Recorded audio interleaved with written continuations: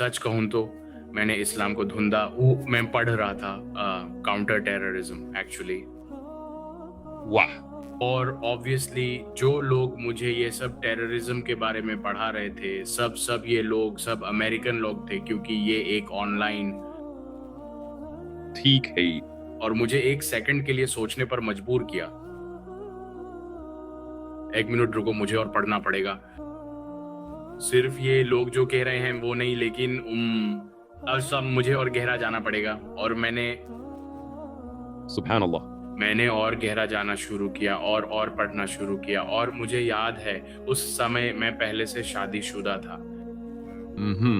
मैंने अपनी वाइफ़ से बात की और मैंने उससे कहा मुझे लगता है मैं गलत धर्म में हूँ। सुभान अल्लाह।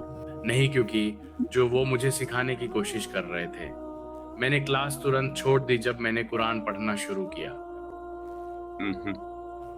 पता चला कि जिस शहर में मैं रहता हूँ वहाँ एक मस्जिद है। मैं शेख के पास गया, उसने मुझे गले लगाया और मैं बच्चे की तरह रो पड़ा यार।